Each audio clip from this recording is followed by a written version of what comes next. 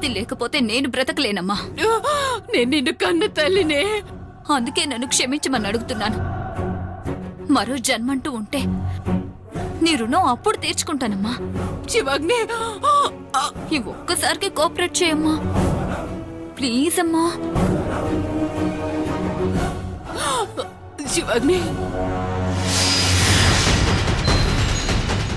హాస్పిటల్కి పోని శివాగ్ని, నాకు బతకాలనుందే.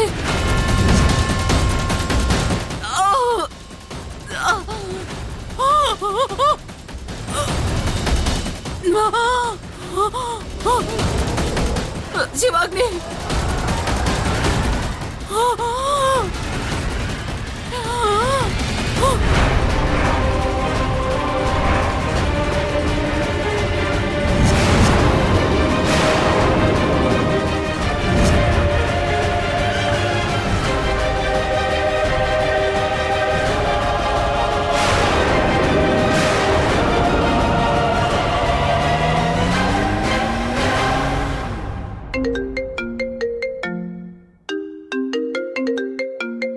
హలో ప్రణయ్, అమ్మా, అమ్మ చనిపోయింది.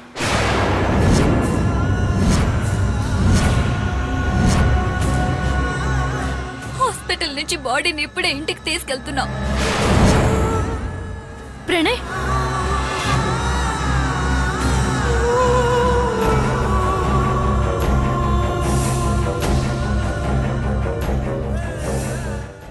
ప్రణయ్, ఏమైంది ప్రణయ్? అమ్మ చనిపోయిందంట. ఇప్పుడు బాడీని హాస్పిటల్ నుంచి ఇంటికి తీసుకెళ్తున్నారంట.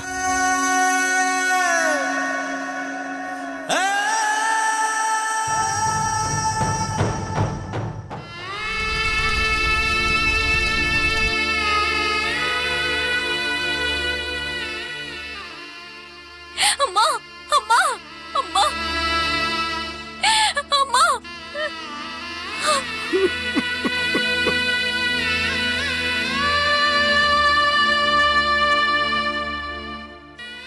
మావయ్య, అమ్మా, మావయ్య, అమ్మా, చెల్లెమ్మా, అమ్మా, అమ్మా. ఎంత ఆస్తుంటే ఏం ప్రయోజనం? సమయానికి నేను హాస్పిటల్కి కూడా తీసుకెళ్ళలేకపోయాను, బ్రతికించుకోలేకపోయాను. నిన్ను నేనే చంపుకున్నానమ్మా, నా చేతులతో నేనే చంపుకున్నాను. అమ్మా, దీన్ని తీసుకుపోయి ఆ భగవంతుడు మంచి పనే చేశాడు. ఈ కుటుంబంలో మనిషి అయ్యుండి చస్తే బాధపడాల్సింది పోయి చావడమే మంచిదైంది అనుకుంటున్నానంటే నువ్వెలాంటి బతుకు బతికేవో అర్థమైందా ఇందిరా?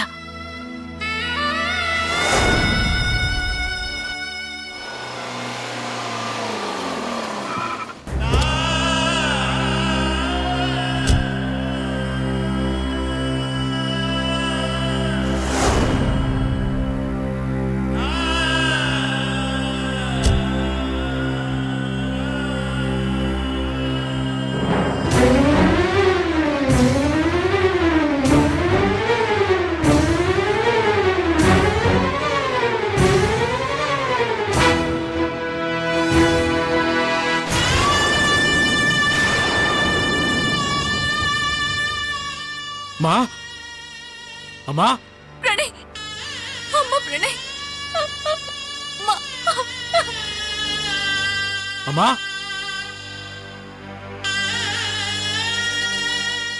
అమ్మా,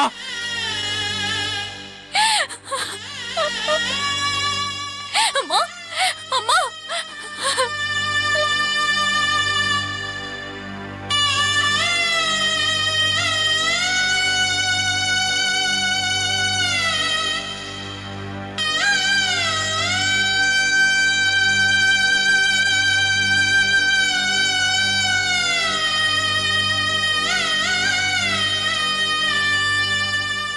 అమ్మని నా చేతులతో నేనే చంపుకున్నాను. ఇప్పుడు మనం ఇద్దరం అనాథలం అయిపోయాం ప్రణయ్. అసలు ఎలా జరిగింది శివాగ్ని? బ్రెడ్ తిందామని బ్రెడ్ కి హనీ పూసుకుంది. ఆ హనీ బాటిల్లో బల్లి పడినట్టుంది. అమ్మది గమనించుకోలేదు. దాంతో తేనె విషమై అమ్మ మనకి దూరం అయింది.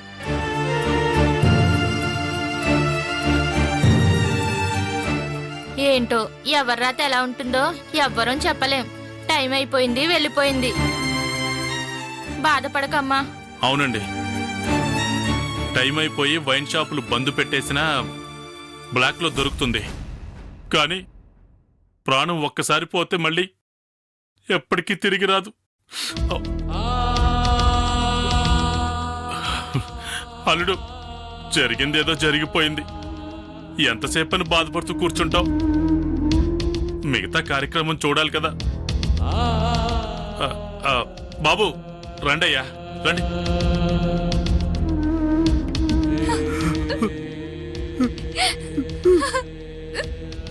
చెల్లెమ్మా,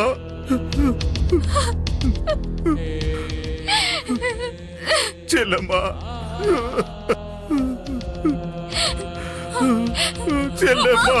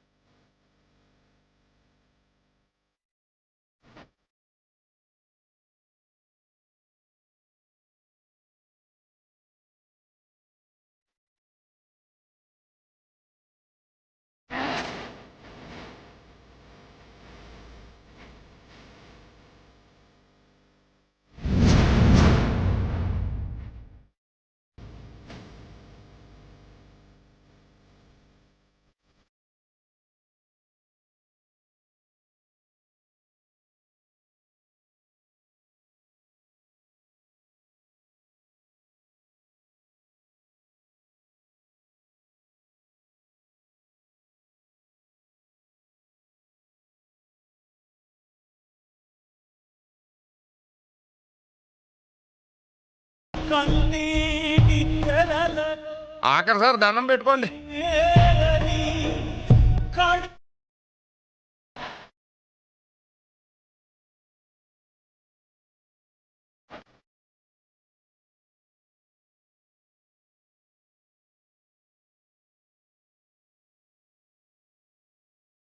ప్రణయ్, అమ్మ ప్రణయ్.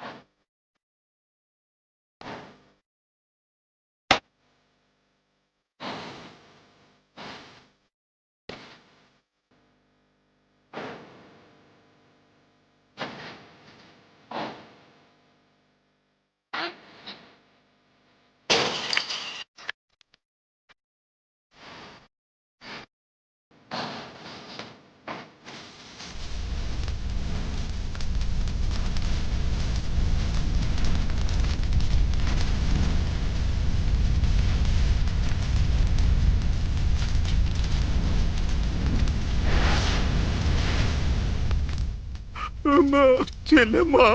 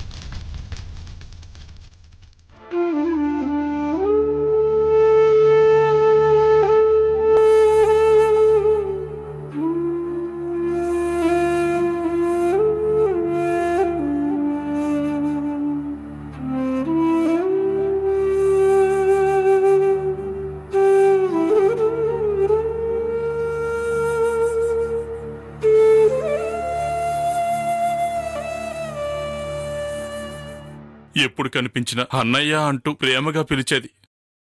ఇప్పుడు ఆ చెల్లి లేదు, ఆ పిలుపు లేదు. ఈ బాధని నేనెలా తట్టుకోవాలో తెలియడం లేదు.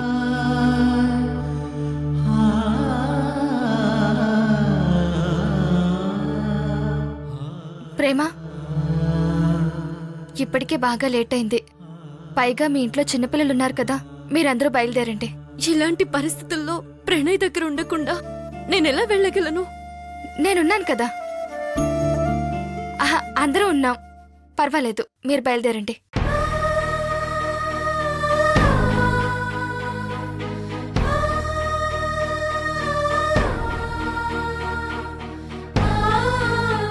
బాధపడొద్దు అని అనలేను, అలాగని నువ్వు బాధపడుతుంటే చూడలేను. ప్రణయ్, బాధపడకూడదు.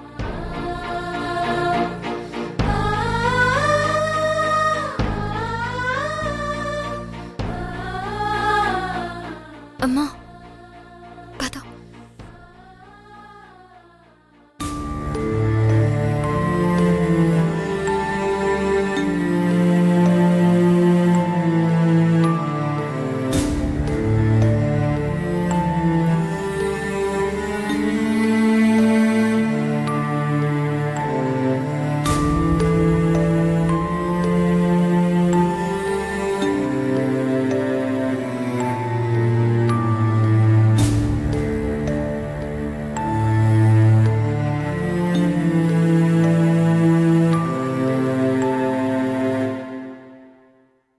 ఏ క్షణాన ఎవరుంటారో ఎవరు పోతారో ఏమీ తెలియడం లేదు.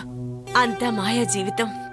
మరే ఫుల్లు బాటిల్లా కలకల్లాడుతూ దిట్టంగా ఉండే మనిషి ఇలా సడన్ గా పోవడం ఏంటో అంతా వింతగా ఉంది. ఎలా జరిగిందని శివాగ్నిని అడిగితే బ్రెడ్ తిందామని తేనె తీసుకుందట.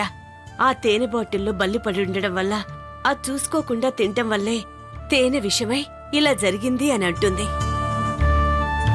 అది నిజమని నీకు అనిపించిందా? అలా అంటావేంటే? శివాగ్ని చెప్పినంత మాత్రాన అలాంటి కేసులు పోస్ట్ మార్టం చేయాలి కదమ్మా.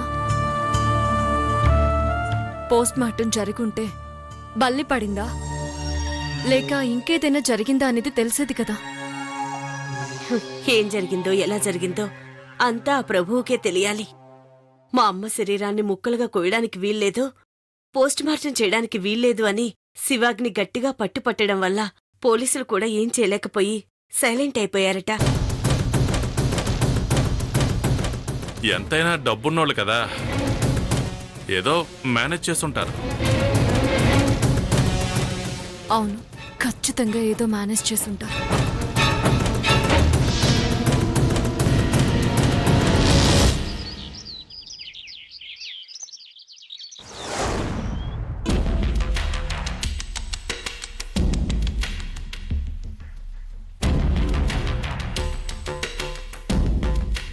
ఒక తల్లి కడుపున పుట్టకపోయినా సొంత అన్నలాగే చూసుకుంది, అన్నం పెట్టి ఆదరించింది,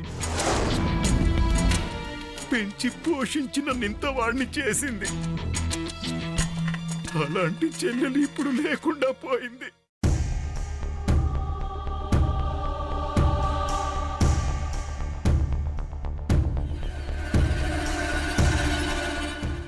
అమ్మా శివాగ్ని, ఈ పాలైనా తాగమ్మా. నాకొద్దు నానమ్మా. అది కాదమ్మా. నాకొద్దని చెప్తున్నాను కదా, ఎందుకు విసిగిస్తావు?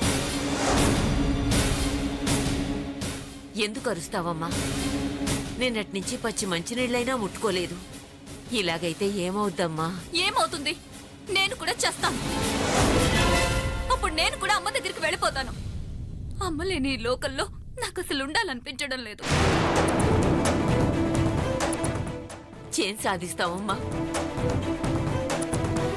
ఈ కళ్ళతో ఇంకెంతమంది చావులు చూడాలమ్మా? తట్టుకునే శక్తి నాకింక లేదమ్మా.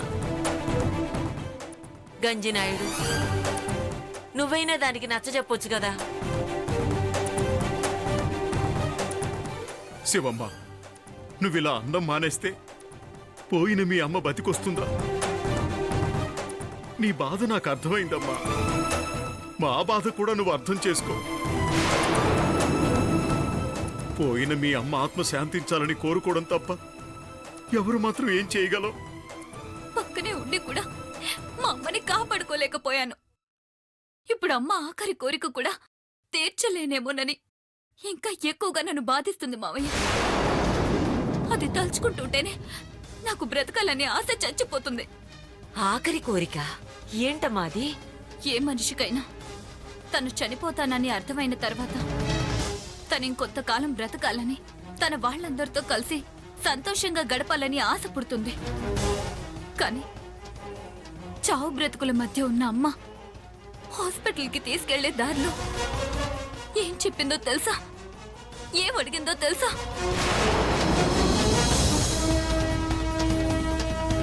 శివాగ్ని, నేనిక బ్రతకనని అర్థమైపోతుంది. కానీ ప్రణయ్ ప్రేమల పెళ్లి చూడకుండానే వెళ్ళిపోతున్నందుకు బాధగా ఉంది అని చెప్పింది. నేను చనిపోయినా ప్రణయ్ ప్రేమల పెళ్లి చూసే వరకు నేనెక్కడికి వెళ్ళను, మనింట్లోనే మీ మధ్య తిరుగుతూ ఉంటాను. ప్రేమ ప్రణయల పెళ్లి రోజు కోసం నేను ఎదురు చూస్తూ ఉంటాను. వాళ్ళ పెళ్లి జరిగి ప్రేమ మనింట్లో అడుగు పెట్టిన తర్వాతే మీ అందరితో నాకున్న బంధాలన్నిటినీ తెంపేసుకొని శూన్యంలో కలిసిపోతాను అంది. ప్రణయ్ ప్రేమల పెళ్లి చూడ్డమే తన ఆఖరి కోరిక అంది. కానీ 12 రోజులు ముగిసే వరకు ఎలాంటి శుభకార్యాలు చేయకూడదు కదా శివాగ్ని? నిజమే. కానీ ఆ 12 రోజుల తర్వాత ప్రణయ్ ప్రేమల పెళ్లి జరుగుతుందన్న నమ్మకం నాకు లేదు. ఎందుకని? జరగాల్సిన పెళ్లి పోస్ట్ పోన్ చేసుకుందే గాని వద్దనుకోలేదు కదమ్మా. కానీ ప్రేమ ఎప్పుడూ అలా అనుకోవడం లేదు, అలా ఆలోచించడం లేదు. పాటల పోటీలో నెగ్గినప్పటి నుంచి ప్రేమ ఆలోచన విధానంలో చాలా మార్పు కనిపిస్తుంది. తనకి తన కెరీరే ముఖ్యం, ఆ తర్వాతే పెళ్ళన్నట్టుగా మాట్లాడుతుంది. అదేమిటి? అవును, మొన్న టీవీకిచ్చిన ఇంటర్వ్యూలో కూడా పెళ్లికి ముందే నేను పెద్ద సింగర్ అయితే ప్రణయ్ పెళ్లి పోస్ట్ పోన్ చేసుకోవడానికి కూడా ఒప్పుకుంటాడో, నేను ఒప్పించగలను అనే నమ్మకంతో చెప్పింది. ప్రేమ అన్న మాటని ప్రణయ్ కాదనలేదు. వాళ్ళిద్దరూ ఇష్టపడ్డారు. తనకి కాబోయే భార్య ఒక మంచి పొజిషన్లో ఉండాలనుకోవడం ప్రణయ్ తప్పేం కాదు. అమ్మ కోరికని మనం ప్రణయ్ని ఇబ్బంది పెట్టడం కూడా కరెక్ట్ కాదు. ఒకవేళ పెళ్లి తొందరగా జరగాల్సిందే అని ఫోర్స్ చేస్తే అటు ప్రేమ మాటని కాదనిలేక, ఇటు మన మాటని కాదనిలేక మధ్యలో ప్రణయ్ నలిగిపోతాడు. ఎప్పుడు ఆ ప్రేమ పెళ్లికి ఒప్పుకుంటుందో, ఎప్పుడు ప్రేమ ఇంట్లో కోడలుగా అడుగు పెడుతుందో, అమ్మ ఆఖరి కోరిక ఎప్పుడు తీరుతుందో, అప్పటి వరకు అమ్మ తీరని కోరికతో పైలోకాలకి వెళ్లే దారి కనిపించక చెట్టునో పుట్టనో పట్టుకొని అమ్మ పిశాచిలా బతకాల్సిందే.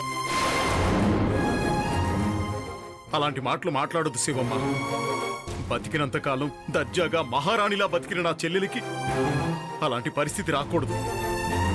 తన ప్రాణాల్ని ఎలాగూ కాపాడలేకపోయాం. కనీసం తన ఆఖరి కోరికనైనా వీలైనంత త్వరగా తీర్చే ప్రయత్నం చేస్తాను. ప్రేమ ఇంటికి వెళ్ళి నేనే ప్రేమకు నచ్చ చెప్తాను. ప్రేమ ఒప్పుకుంటుందట్టవా మావయ్య? ఎందుకు ఒప్పుకోదమ్మా? పోయింది వాళ్ళమ్మ కాదు కదా. మా అమ్మ ఆఖరి కోరిక తీర్చాల్సిన అవసరం ప్రేమకుంటుందా? మా అమ్మకంత ఇంపార్టెన్స్ ఇస్తుందా? ప్రేమ మనసు ఎలాంటిదో నువ్వింకా అర్థం చేసుకోలేదు శివాగ్ని. నేను నాది అనుకునే అలవాటు నీది, మనం మనది అనుకునే అలవాటు ప్రేమది. అవును శివమ్మ, నేను వెళ్ళి ప్రేమను ఒప్పిస్తాను. అవసరమైతే కాళ్ళు పట్టుకుంటాను. ప్రేమ ప్రణయల పెళ్లి జరిపిస్తాను. నా చెల్లెల ఆత్మకు శాంతి చేకూర్చి ఆవిడ రుణం తీర్చుకుంటాను.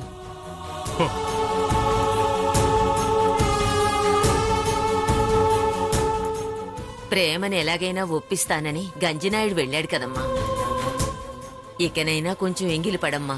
మావయ్య వచ్చి ప్రేమ ఏమందన్న విషయం చెప్పేంత వరకు నాకేమీ సహించదు నానమ్మ. దయచేసి నన్ను ఇబ్బంది పెట్టొద్దు. వెళ్ళు.